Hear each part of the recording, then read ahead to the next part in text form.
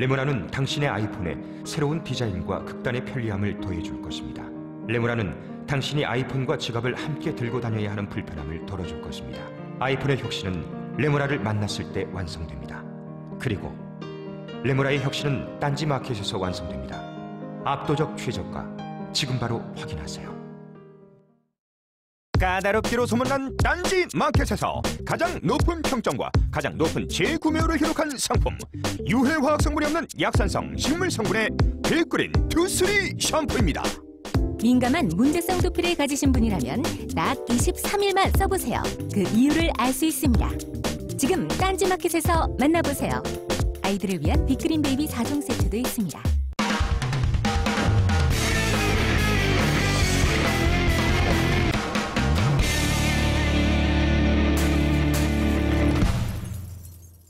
안녕하세요. 김어준의 파파이스. 오늘은 번외편 시작합니다. 제가 어제 어떤 50대 노신사를 만났어요. 어떤 일로. 그분이 파파이스의 애청자라고 해요. 그분이 그런 얘기를 하더라고요. 송채경화 기자 스모키 화장이 좋다. 50대 노신사가. 네. 뭐라 할 말이 없네요. 그러면서 자신이 다음에 저를 보자고 할 때는 반드시 송채경화 기자가 있어야 내가 고깃값을 내겠다고. 아, 고기가 있다면 가겠습니다. 자, 한겨에서 미모를 담당하고 있는 송채경화 기자 나오셨습니다. 네. 안녕하세요. 한겨레 21 송채경화 기자입니다. 자, 그럼 송채경화 기자 이슈 브리핑 뭡니까? 네, 뭐 정청래 의원님께서 이따가 나와서 좀 얘기를 해주시겠지만 아무래도 세월호 특별법 얘기를 안 할 수가 없을 것 같아요. 여야가 7월 달부터 계속 줄다리기를 벌여왔던 세월호 특별법이 지난 8월 7일에 박영선 새정치연합 원내대표와 이완구 새누리당 원내대표 사이에 이제 합의가 이루어졌는데, 그러니까 일단 내용은 그러니까 정말 껍데기뿐인 세월호 특별법을 이제 합의를 했다. 이런 걸로 지금 유가족분들, 그 다음에 시민사회단체, 그 다음에 다른 진보 정당들, 심지어 새정치연합 내부에서도 굉장히 반발이 많았어요. 가장 큰 문제가 뭐였냐면은 원래부터 유가족들이 원했던 세월호 특별법은 그 진상조사위에 수사권과 기소권을 줘야 한다. 그래야 제대로 된 이제 진상조사를 할 수 있다. 이렇게 이게 요구사항이었는데 새누리당이 수사권 절대 안 된다. 이렇게 얘기를 하니까 그래 알겠다.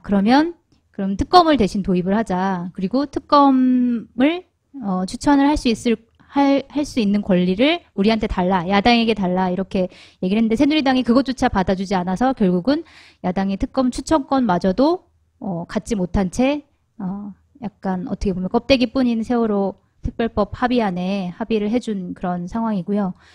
8월 7일에 합의를 했고 이것 때문에 후폭풍이 굉장히 많이 나왔고 8월 11일에 새정치연합에서 의총을 열어서 다시 재협상을 해야 된다라는 내용으로 의결을 했고 그래서 재협상을 나서려고 하고 있는데 그러니까 사실 새누리당에서 만나주지 않고 있는 상황이고요.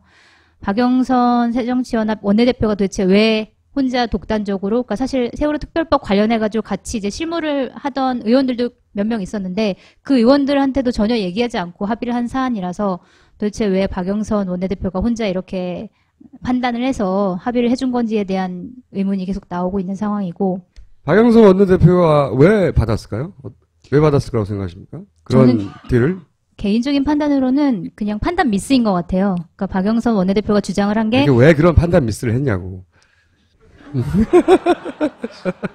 왜? 그러니까 진상조사위원회에 유가족 추천권, 그러니까 유가족이 추천할 수 있는 인원수를 3명으로 늘렸다라는 것이 굉장히 큰 공로라고 생각을 한 거죠. 그래서 이거를 받고 특검 야당 추천권을 내준 것이 합당하다 이렇게 본인이 판단을 했는데 그게 좀 제가 봤을 땐 판단 미스인 것 같아요. 제가 보기엔 두 가지 이유가 있다고 봐요. 하나는 원래 이 조직의 장이 되잖아요.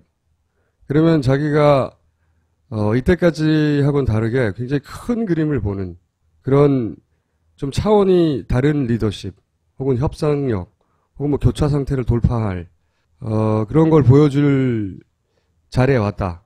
일종의 메시아 컴플렉스 같은 거죠. 그리고 두 번째는 어차피 새누리당이 수사권을 받아주지 않을 것이다. 그 현실을 받아들인 거죠. 자기 입장에서는. 그래서 거짓말 하지 말고 우리끼리 원래 안 받아줄 거 알잖아. 그러니까 거짓말 하지 말고 받을 수 있는 한도 내에서 최선의 협상을 해서 지나가야 된다. 이렇게 스스로를 합리화하고 설득한 것 같아요. 두 번째 지점의 큰 문제점은 뭐냐면 받을 수 없다고 한 건 새누리당이 딱 정해준 한계선이거든요. 그걸 받아들인 거죠. 그 프레임을. 그 순간부터 모든 게 꼬이는 겁니다. 새누리당이 쳐놓은 어떤 한계라고 말씀하셨는데 사실 특검 도입하고 그다음에 특검을 야당에게 추천권을 주겠다라는 것은 새정치연합에서 먼저 주장한 게 아니라 김무성 새누리당 대표가 먼저 제안을 한 거였거든요. 믿기죠. 근데 이거를 김무성 대표가 그렇게 얘기를 했으면 당신네들 대표가 이렇게 얘기했다 물론 주장을 했지만 그걸 가지고 끝까지 좀 물고 늘어질 수 있는 부분이 충분히 있는 건데 왜냐면 대표가 그렇게 얘기를 했으니까. 근데 그것조차도 지켜내지 못했다는 건 제가 봤을 때는 좀 그건 믿기죠. 이해가 안 가는 이렇게 부분인 거죠. 미끼를 살살살 땡겼는데 덥석무는 거죠. 당했다고 봅니다. 저는 기본적으로. 지금 현 정권은 이 국민들의 눈치를 안 봐도 돼요. 별로. 왜냐하면 굉장히 압도적으로 유리한 언론 지형이잖아요. 자기들이 실수를 해도 다 덮어주기도 하고 그리고 자기들을 위해서 공작을 해주는 기관도 있고 자기들을 위해서 움직여주는 기관들 정부 기관들도 다 존재하고 그러니까 분명히 자기들한테 불리한 상황인데도 물타기를 해낼 수 있어요. 야당은 볼 데가 없어요. 국민들만 봐야지. 근데 이런 착각을 또 세 번째로 한 것 같아요. 박영선 원내대표가. 이 세월호에 대해 사람들이 사실은 이제 피로감이 있거든요. 실제. 그 장면을 계속 보고 있으면 우리는 해준 게 아무것도 없는데 그리고 할 수 있는 게 또 아무것도 없잖아. 그 장면을 계속 보고 뭐라고 하면 내가 아무것도 안 하는 것 같아서 죄책감이 들어요. 그러니까 사실 잊고 싶어 잘. 잊고 싶다고. 보고 싶지 않아. 이 이슈를. 클릭하기 싫어. 이런 기사를. 그런 피로감이 있단 말이죠. 그거는 이 진보적인 유권자들도 마찬가지예요. 그러니까 이 사안은 빨리 돌파해야 된다고 이제 이 주어진 환경 속에서 박영선 원내대표가 생각했을 수 있는데 이거 한 단계만 생각한 거지. 사람들이 그렇게 외면하는 건 죄책감이 들기 때문이거든요. 왜냐하면은 예를 들어서 유병원 시신이 발견되면 혹은 체포되면 모든 게 다 해결될 것처럼 얘기했잖아. 모든 사안이 종결될 것처럼. 근데 유병원 씨 시신 하나 발견되고 해결된 건 아무것도 없잖아요. 그런데 유병원 씨가 죽었기 때문에 일단 된 것처럼 이쪽은 만들고 있어요. 네, 그렇죠. 그렇기 때문에 사람들은 이게 아무것도 해결 안 됐다는 걸 알아. 필요해서 외면하고 싶지만 동시에 해결된 것도 아무것도 없다는 걸 알아. 야당이 덥석 그래 이걸 해결되지 않은 걸로 하고 그냥 대충 이렇게 끝내지 하고 받는 순간 화가 나는 거죠. 네. 우리는 어떻게 할 수 없으니까 니들이 어떻게 해봐 라고 이렇게 밀어둔 거고 그러라고 정치인들이 있는 거니까 야당이 있는 거고. 근데 오늘 이제 저기 내부에서 취재한 메모를 좀 보니까 새정치연합 분위기가 한마디로 배째라 분위기라는 거예요. 그거 좋다고 봅니다 저는. 배째라. 네. 네. 배째라는 어차피 게 우리는 아무것도 할 수 있는 게 없다 지금. 지금 모든 건 여당한테 달려있다. 그리고 이게 시간이 지나면 결국 책임은 여당한테 가게 된다는 거죠. 그건 좀 소극적인 작전이고 배를 좀 째려면 적극적으로 쬐으면 좋겠는데. 실제로 배를 이렇게 째는 건가요? 네, 그거는 이러다 보면 배가 째지겠지 하는 정도고.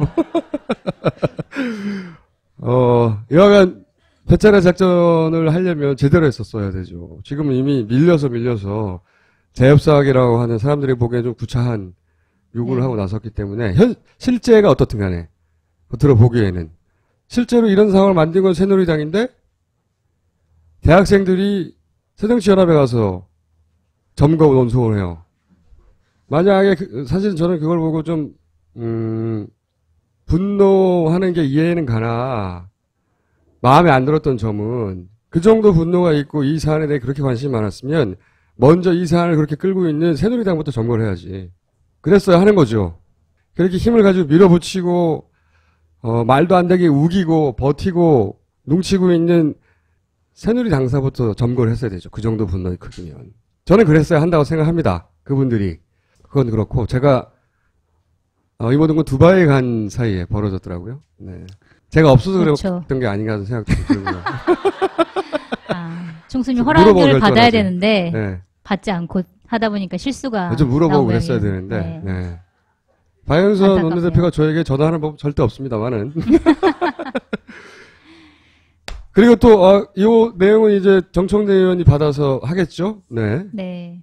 그다음에 최근에 여러 가지 사건이 많이 터졌어요. 윤일병 구타 사망 사건이 있었고, 그다음에 김해 여고생 사망 사건도 있었고, 그다음에 김연아 씨, 남자친구인 김원중 씨의 거짓말 마사지형 사건이 있었는데, 이 사실 사건들이 각각 하루 이틀씩은 온라인을 완전히 점거했죠. 네, 완전히 네. 점거했어요. 음. 근데 살펴보다 보니까 재밌는 게 시점이 다 예전에 벌어졌던 사건이 최근에 와서 보도가 된 내용들이에요. 윤일병 구타 사건 같은 경우에도 이제 사망한 시점은 4월 6일인데 이게 7월 30일에 KBS가 단독 보도를 하면서 처음으로 보도가 되거든요. 그다음에 김해 여고생 사망 사건 같은 경우에도 사실 사망한 시점은 4월 10일이에요. 그리고 이게 사실은 5월 1일 날 먼저 이제 보도가 됐는데 그때는 굉장히 짧게 여고생 살해됐고 안매장 당했다 이런 내용이었는데 8월 4일 날 갑자기 성매매를 당하고 그다음에 뭐 뜨거운 물을 붓고 뭐 이렇게 뭐 토사물을 먹게 하고 이러한 굉장히 자극적인 내용들이 8월 5일부터 본격적으로 보도가 되기 시작했고 4개월 지나서요. 네, 4개월이 지난 시점에서 앞에 그 윤일병 사건은 4개월 지나서고요. 네. 네. 그다음에 김연아 씨 남자친구 사건도 사실은 이게 뭐 그렇게 큰 사건인지는 저는 개인적으로 잘 모르겠지만 아무튼 6월 27일 발생한 사건이었는데 이게 최초 보도는 8월 6일 된 거거든요. 그래서 국방부가 최근 익명의 제보를 받아서 사실을 조사했다 이렇게 하면서 익명의 제보 이런 거 제가 이게 왜 이렇게 오랜 시간이 지나서 갑자기 자극적인 뉴스들로 과거의 사건들이 재정리되어서 방방방 터지기 시작하는가. 이것이 단순히 우연인지 아닌지는 뭔가 증거를 들이대고 밝혀낼 도리는 없죠. 하지만 이상한 겁니다. 특히 뭐 익명의 제보 이런 거. 6월 누가 달에 있었던 제보했을까요? 거. 예? 누가 제보했을까요? 그거를 이제 알고 있는 군 내부 사람은 아닐 거라고 봅니다. 그런 사건이 있었다고 쳐요. 익명의 제보를 하려면 벌써 했어야죠. 뉴스만 따라가지 마시라는 거지. 이 뉴스가 왜 나왔을까? 왜 제가 이런 말을 하냐면 이 사람들이 누군가를 잡아가면 권력의 힘을 그때 느끼는 거거든요. 아, 이 사람 큰 죄가 아닌 것 같은 잡아가네? 근데 제가 저의 명조 닥치고 정체도 썼지만 명저. 예. 그거보다 더 큰 권력의 진짜 힘이 작동하는 건 분명히 잡아가야 될 사람인 거예요. 잡아갈 누군가가 있는데 그 누군가를 안 잡아갈 때 권력이 진짜 작동하는 겁니다. 왜냐? 안 잡아가잖아요? 잡혀가야 마땅한 그 누군가는 자기를 안 잡아가 준다는 걸 압니다. 그러면 잡아갈 힘이 있는 사람한테 복종을 시작하죠. 그리고 그보다 더 정교한 권력의 힘은 잡아갈 타이밍을 자기가 조절하는 거예요. 요 놈을 언제 잡아가야 가장 큰 효과가 있는가. 뉴스는 그거에 아주 한 갈래 일 뿐이다. 이 뉴스가 언제 나와야 할 것인가. 이렇게 저장하고 있다가 저축하고 있다가 지금 이 세 가지 사건이 꼭 그 사례인지는 모르겠으나 그랬었던 경우가 많았다. 사실 이번에 이석기 통합진보당 의원 2심에서 내란 음모죄가 무죄 판결이 났잖아요. 국정원 댓글 사건 한참 얘기가 나오고 그다음에 대화록 얘기 나오고 여러 가지가 나왔을 때 딱 그게 터진 거였는데 이런 것들만 봐도 뭔가 타이밍을 어딘가에서 조절하고 있다라는 의혹은 하기에는 충분한 것 그래서 이제 같습니다. 저와 주진우가 살아남는 이때까지 방식은 그 타이밍을 잡지 못하게 하는 타이밍을 마구 흐트러뜨려 버리는 항상 생각합니다. 타이밍. 이번 주는 PPL이 2개예요. 레모라 아이폰 케이스. 응? 네, 여기 아이폰에 하면 이거 장착하면 어떻게 이렇게 하는 됩니다. 이렇게. 이렇게. 카드 수납이 됩니다. 이거 네, 뭐가 카드 수납이 되고 가장 주목할 점은 북한에서 날아오다 추락했는데도 파손된 곳이 거의 없었던 무인기와 같은 재질. 폴리카보네이트로 만들어졌다. 네. 인터넷 최저가보다 40%가 무려 40%가 저렴한 오직 딴지 마켓에서만 판매합니다. 2만 원. 예쁘네요. 자, 그리고 샴푸. 야, 이거 대단해, 이 샴푸. 이 샴푸 내가 별 효과 없는 것 같다고 계속 얘기하는데 효과를 느낄 때까지 계속 연장하겠대. 빅그린 투쓰리 샴푸. 야, 제가 그렇게 효과 없는 것 같다고 했는데도 딴지 마켓 기록을 경신 중입니다. 구매 만족도가 높아서. 이거 직접 써보셨어요? 근데 한번 써봤는데 별 효과가 없는 것 같았어.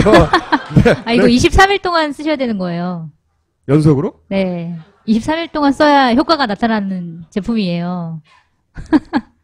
아니, 샴푸를 23일을 써야 그걸 쓸지 말지 결정할 수 있는 제품이에요, 이게? 그렇죠. 더 쓸지 말지를. 이거 본인 써봤어요? 네. 마음에 드는 점이 있어요. 보통 이렇게 우리가 야박하게 굴면 광고를 끊거든요? 저는 없는 얘기를 못해서. 근데, 그걸 느낄 때까지 계속 광고하겠다고 광고를 4회나 연장한. 잘했어.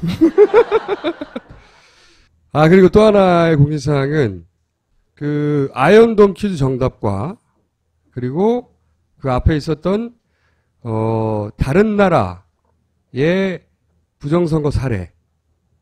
특히 우리가 흔히 선진국으로 알고 있는 유럽이나 캐나다나 미국이나 이런 나라들의 부정선거 사례. 그것도 최근 10년 이내에 무슨 50년대 이런 데가 아니라 부정선거 사례를 또 퀴즈를 냈죠.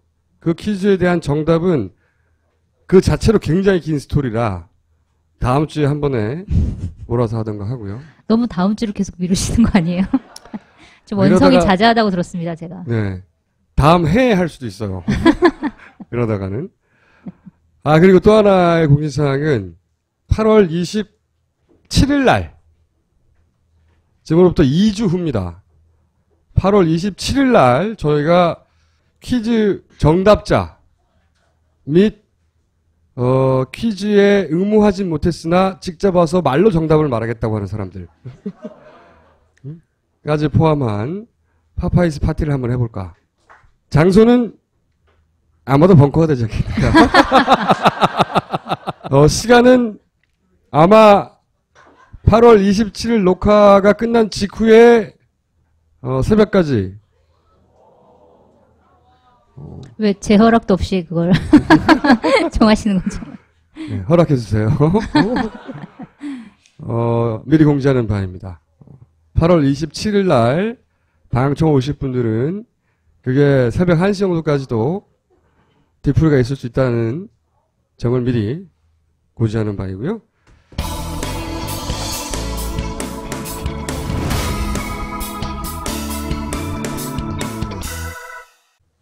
자, 그러면은 세월호 특별법 관련한 사안에 관해서 새정치민주연합의 과오를 인정하고 향후 어떻게 해 나갈 것인지에 대한 이야기를 정청래 의원을 모시고 들어보도록 하겠습니다. 네.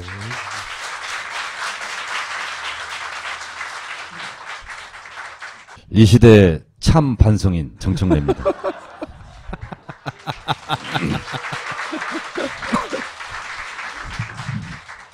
바꿨어요. 참 반성인으로. 지금은 겸손한 거 가지고 안 되겠어요, 보니까. 예. 자, 그럼 오늘 해주실 이야기는 왜 그런 일이 벌어졌고, 앞으로 어떻게 할 것인지 정리를 해주시죠. 여기만 나오면 항상 이렇게 되는데, 하여튼 당을 대표해서 정말 죄송하게 생각합니다. 여기 오시면 항상 당대표가 되시는 것 같아요. 매맞을 각오로 말씀드리도록 하겠습니다. 첫 번째가 뭡니까? 무엇을 잘못했나? 네. 정치라는 영역은 항상 물고기가 물을 떠나면 안 되듯이 항상 대중 속에서 호흡해야 되거든요. 그래서 대중의 이슈를 대중의 언어로 대중에게 솔직하게 말해야 되는데 이 부분이 부족했다. 그리고 대중의 힘을 빌려야 되거든요. 야당은. 여당은 조직과 관건에 의존한다면 야당은 국민적 지지 속에서 보호받고 때로는 성과도 내고 해야 되는데 이런 대중의 힘을 간과했다. 이것이 첫 번째 잘못한 것 같습니다. 이게 박영선 원내대표는 왜 그 점을 깜빡했을까요? 사실 박영선 원내대표가 이 대중적 감각을 파악하는데 굉장히 능한 정치인이었는데. 능하죠. 그런데 저도 실질적으로 이렇게 시내에서 이렇게 만나다 보면 저한테도 그런 얘기를 실제로 70~80%가 했어요. 아, 정 의원, 이제 세월호 이제 지긋지긋하니까 그만해. 이런 얘기를 실제로 많이 합니다. 근데 그것이 전체 여론이라고 생각하거나 착각하거나 혼돈하면 안 되거든요. 우리가 해야 될 일은 해놓고 그런 얘기도 듣고 이렇게 해야 되는데 실제로 여의도 정치권에서는 세월호는 이제 그만해야 된다. 빨리 종지부를 찍어야 된다. 이제 그런 얘기들이 실제로 많았는데 그거에 대한 이런 영어로 바이어스? 맞아요? 그런 게 좀 있었던 것 같고 새누리당은 수사권, 기소권 절대 받을 수 없다였죠. 근데 그것은 야당의 협상 능력과 대화의 기술하고는 관계없는 문제거든요. 그것은 국민의 힘을 통해서 밀어붙여야 되는 사안이었기 때문에 새누리당이 죽어도 못 받겠다 그러면 우리도 죽어도 협상과 타협을 못 하겠다 하고 결렬 선언을 하고 솔직하게 국민들에게 우리가 아무리 하려고 했으나 새누리당이 철옹성이다. 그러니 우리의 대화의 기술, 협상 능력으로는 이것을 뚫을 수 있는 성질의 것이 아니다. 그러니 우리는 여기서 결렬을 선언하고 국민과 함께 새누리당이 이것을 받을 때까지 배를 째겠다. 배짱이 있게 싸우겠다 하고 결렬 선언을 하는 것이 저는 올바른 정치 노선이었다. 저도 그렇게 생각합니다. 이렇게 생각합니다. 네. 내용을 좀 얘기해야 될 것 같아요. 몇 번 네. 말씀을 드렸는데 뭐가 문제인가 그러면 이 예. 법안에. 예. 저희가 4+4 협상 제가 들어갔을 때는 이제 이런 문제였어요. 말씀드리기 좀 조심스럽긴 한데 세월호 가족대책위하고 MOU를 체결을 했어요. 대한변협하고 MOU를 체결해서 세월호 특별법을 유가족 안으로 하나 내왔습니다. 그게 이제 기소권까지 포함하는 내용이었고요. 네. 저희 새정치민주연합에서는 기소권까지 주장하다가는 전체 검찰을 적으로 돌릴 수 있다. 그래서 기소 독점주의도 깨야 되는 거고 이런 또 여러 가지 법적인 문제도 있기 때문에 그것이 잘못됐지만 기소 독점주의까지 우리가 상대로 싸우기에는 힘이 붙이니 수사권까지를 보장하는 특별사법경찰관 제도를 두자. 그래서 저희 안에는 기소권은 빠져 있고 수사권만 들어가 있었습니다. 그게 이제 새정치연합의 아니죠. 그렇죠. 네. 그리고 새누리당은 아예 없었고, 둘 다 없고. 안이 없고, 아예 안이 없었어요. 거의 실질적으로. 아예 안이 없어요? 뭐 배보상 문제 이런 거 빼놓고는 없었어요. 그쪽에서는 진상조사위원회를 구성하는 그 법의 내용은 없었어요. 거기서는 이제 돈을 얼마를 주겠다를 주로. 뭐 주로 이제 네. 그런 문제였는데 그런데 가족들이 명시적으로 원하지 않는 두 가지가 있었어요. 뭐냐면 새정치민주연합에서 법안을 낸 기소권을 뺀 부분에 대해서는 뭐라고 말씀하시지 않았고 배보상 문제도 뭐라고 말씀하시지 않았어요. 그러나 저희들이 협상을 하면서 유가족 가족들을 만나면서는 수사권까지만 확보되면 양해가 가능하겠다 하는 판단이 있었고 그런 믿음이 있었어요. 그래서 대한변협에서 나온 변호사들도 수사권까지만 확보가 되면 굳이 기소권 가지고는 새정치민주연합을 뭐라고 몰아붙이지 않겠다. 뭐 이런 거였거든요. 그러니까 저희는 사실상 기소권은 안 되더라도 수사권이 되면 그래도 새정치민주연합 안에 토를 달지 않겠다 하는 걸로 저희는 받아들였고 그래서 특별사법경찰관 제도가 4+4 회담을 할 때는 가장 중요한 사안이었고 제가 의총 때도 공개적으로 박영선 대표 바로 면전 앞에서 말씀을 드렸어요. 지금 박영선 대표는 위원회 숫자 구성이 제일 중요했다라고 계속 얘기를 하고 있는데 4+4 처음 회의할 때는 그건 중요한 문제가 아니었고 부차적인 문제였다. 특별사법경찰관제도 수사권 확보가 제일 중요한 문제였는데 그러면 그 협상장에 들어갔던 정청래는 잘못된 것이었단 말이냐? 사실은 그건 아니었죠. 그 수사권이 없으면 사실은 아무것도 밝혀지지 않죠. 그 위원회가 야당에 유리하게 구성된다 한들 그 사람들이 수사권이 없는데 할 수 있는 건 말밖에 없잖아요. 말. 그렇기 때문에 위원회 숫자 가지고 새누리당과 싸우고 격론을 벌이는 것이 아니라 그것은 부차적인 문제이고 수사권 줄래 말래 합의할래 말래 이것 가지고 싸우다가 안 되면 깨고 협상장을 박차고 나와서 국민 여러분 솔직히 지금 이런 상황입니다. 저희들은 어떻게 해볼 도리가 없습니다. 그러니 국민 여러분 도와주십시오. 같이 저희들과 어깨 걸고 싸워주십시오. 이렇게 솔직 담백하게 국민들에게 다가갔어야 된다. 그 부분을 사실상 못했다. 근데 이번 뭡니까 일종의 사건 박영선 원내대표의 판단 미스 사건이 긍정적인 지점은 있어요. 제가 생각하기엔 뭐냐면 사실은 이게 수사권이 뭔지 이 특별법의 내용이 어떤 건지 잘 몰라요 사람들이. 쟁점이 뭔지. 쟁점이 수사권이다 라는 걸 확실하게 라는 것까지만 인식시켜도 그건 성공적인 실패거든요. 성공적인 실패?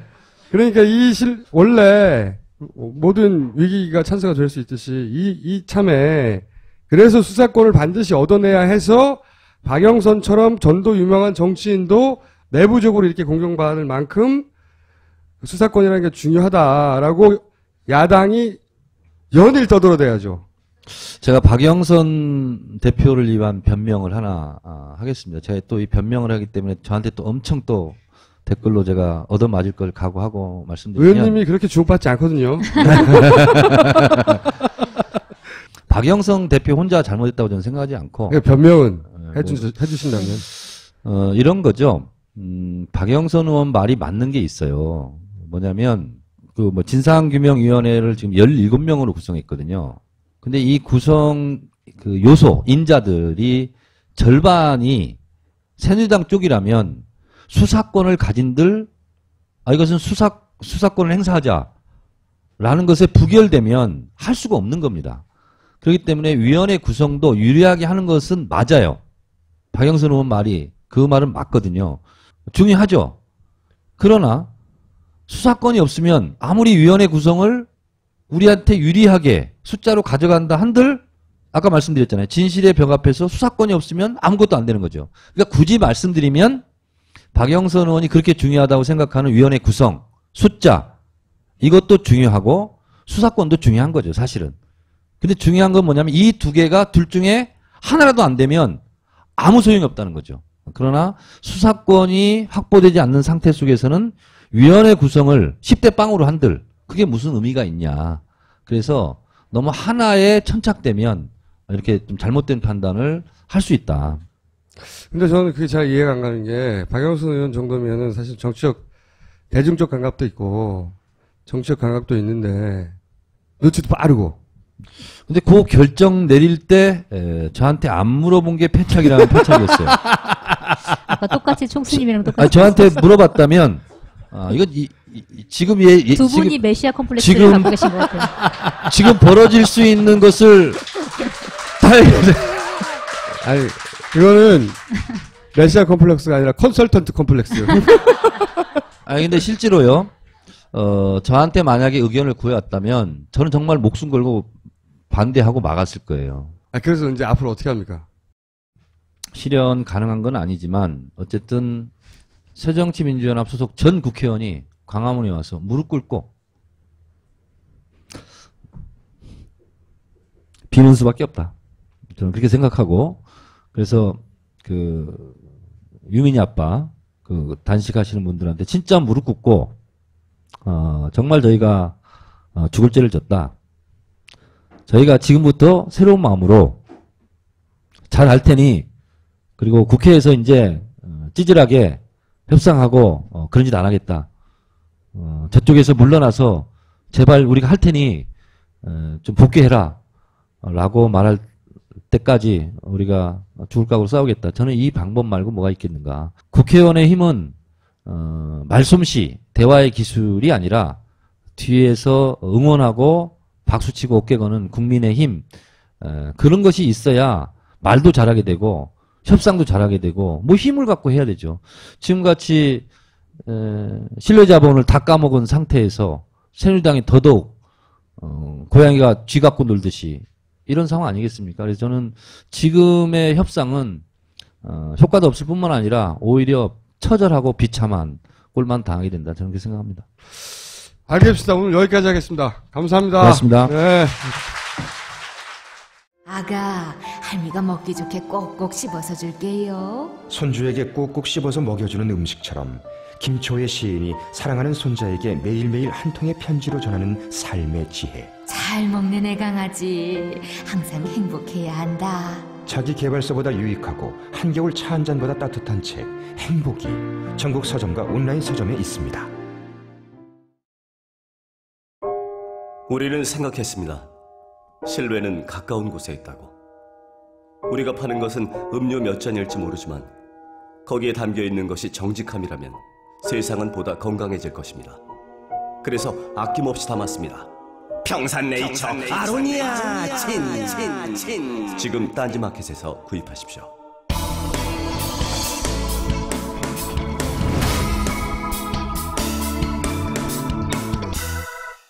지난주 결방 이유를 설명하는 차원에서라도 네.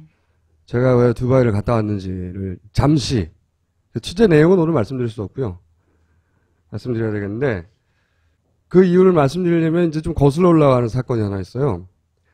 2011년 9월 6일 날, 사촌간인 박용철, 박용수 씨가 사망합니다.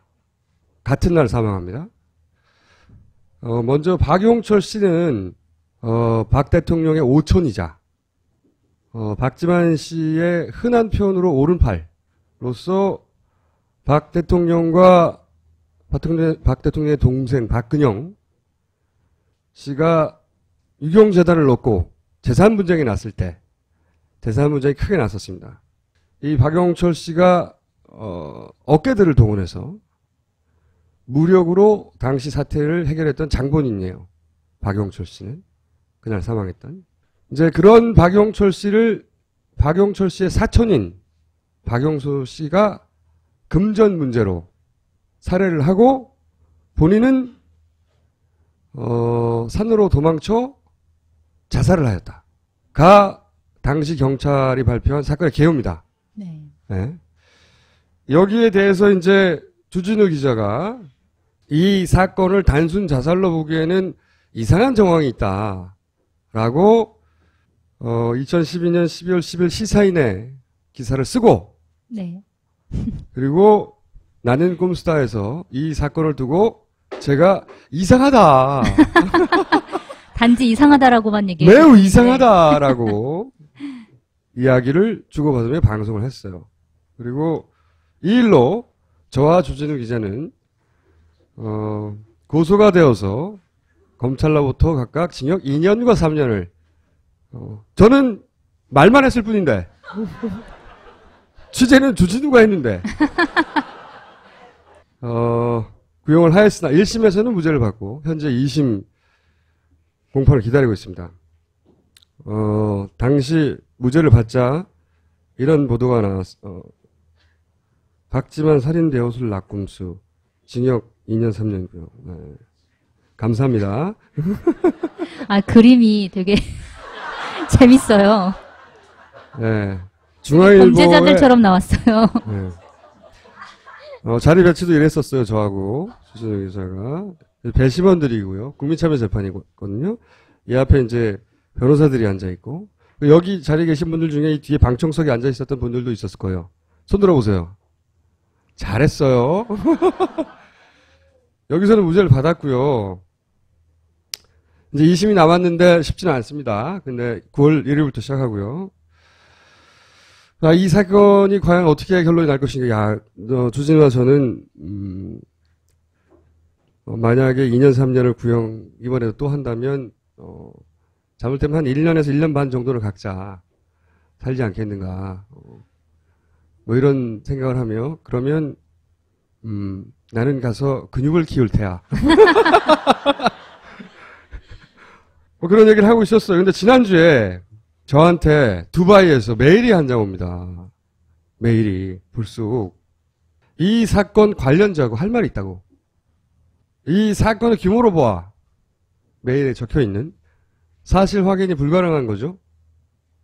그 관련자라고 하는 분의 존재도 처음 알았거니와 이 사건 수사 기록에 등장하지 않는 인물이거든요. 그리고 그분이 간략하게 주장한 내용도 규모가 너무 네. 거대해서 이거는 주진우와 저희가 달랑 둘이 가서는 항상 달랑 둘이 갔었어요. 가서는 돌아오지 못하지 않을까. 신변의 위협을 느끼셨군요. 농담이 아니고. 그래서 팀을 꾸렸습니다. 갑자기 제가 이 사안은 좀 다른 사안이다. 저희 둘 이외에 민변 회장님을 꼬시고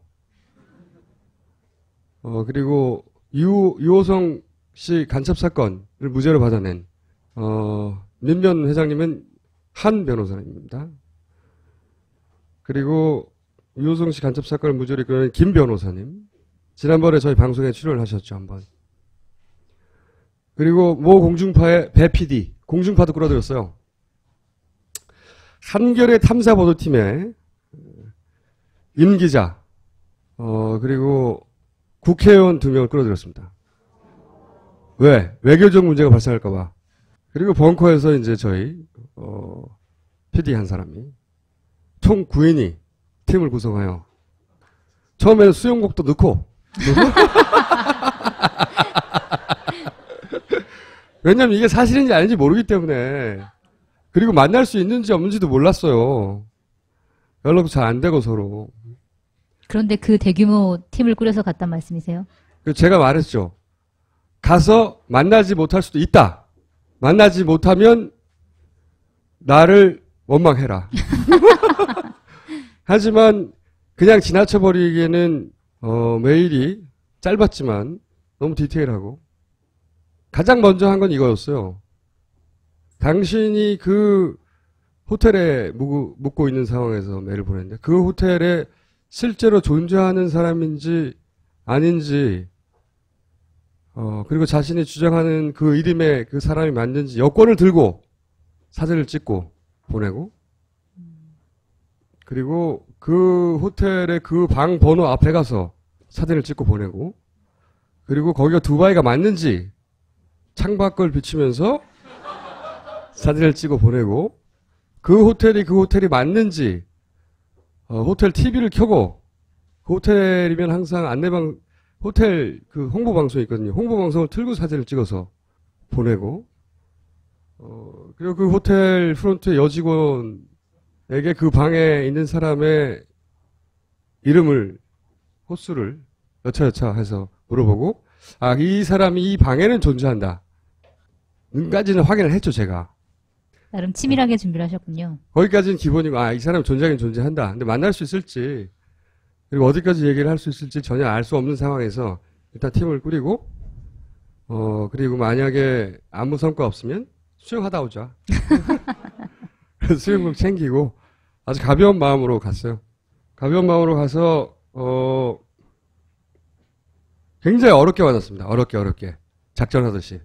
그리고 그날부터 저희가 잡은 호텔 방에서 전원이 원래 계획과는 완전히 다르게 그 방에서 3박 4일 동안 전원이 한 번도 안 나왔어요. 왜죠? 왜냐면은 밤새 묻고 답하고 취재하고 녹화하고 기록하고 다시 또 묻고 이거를 라면 먹어가면서 일단 거기 소위 저널리스트만 해도 4사람이나 있잖아요. 비웃어? 저널리스트라니까?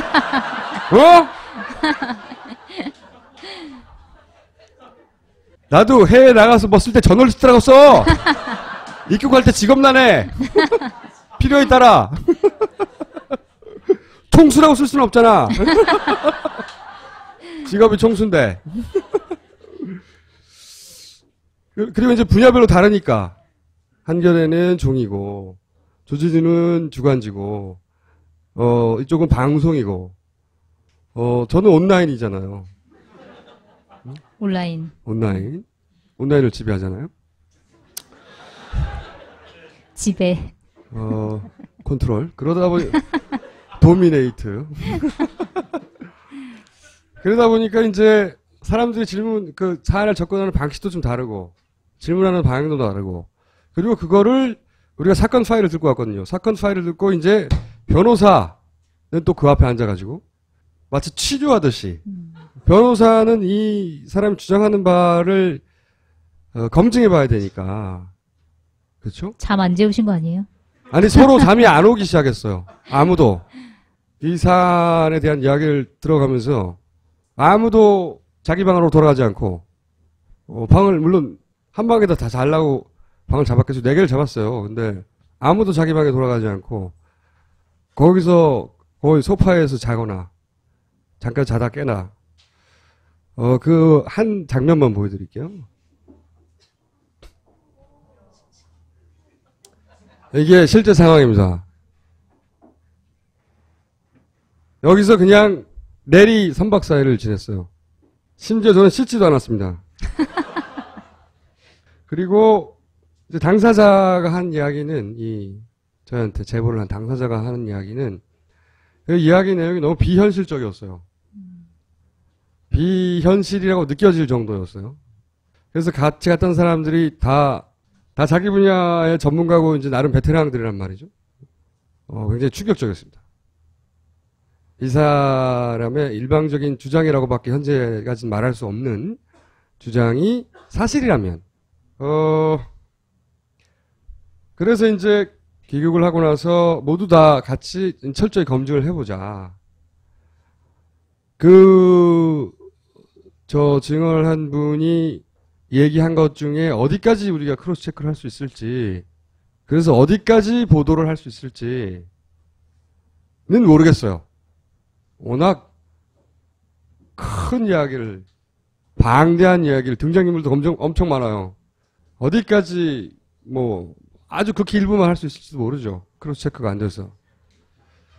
하지만 이 참여했던 구인 모두는 이 검증을 위해서 이제 지금도 열심히 취재를 하는 중이고요. 이 제보자가 두바이에 있으면서 제보를 이렇게 나름 진실을 밝히겠다라고 마음을 먹고 제보를 하게 된 이유가 특별히 있나요? 이제 그 얘기를 하려면 이야기가 길어집니다. 거의 이야기의 한 배경 3분의 1을 얘기해야 하니까. 근데 그 배경 3분의 1이 맞는지 아닌지 전 모르겠어요. 어쨌든 지금까지는 이 증인의 일방적인 주장만을 듣고 왔기 때문에 그 주장을 검증하는 단계가 아직 남았죠. 네.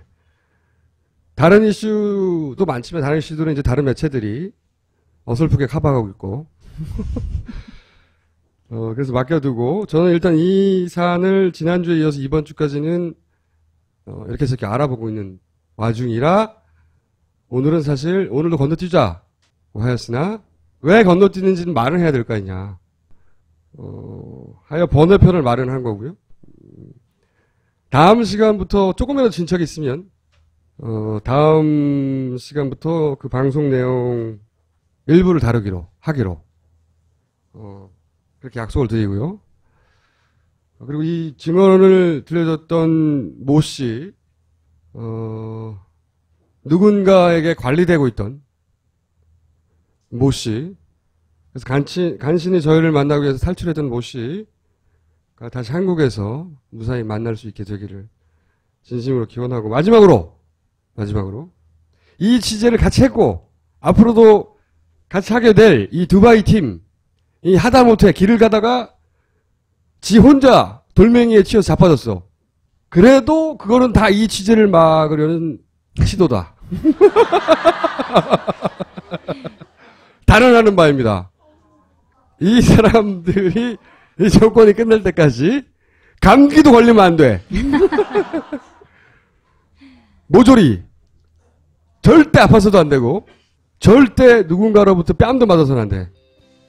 제가 만약에 혼자 가서 듣고 혼자 가서 어떤 들은 이야기를 주장했다면 또다시 무한 음모론의 공격을 받을 것 같아. 이번에는 절대 그럴 수 없는 맨발 구석갔어요. 처음부터. 자, 이것으로 파파이스 번외편을 짧게 오늘은 마치고 파파이스 20편에서 무사히 다시 뵙겠습니다. 감사합니다. 네.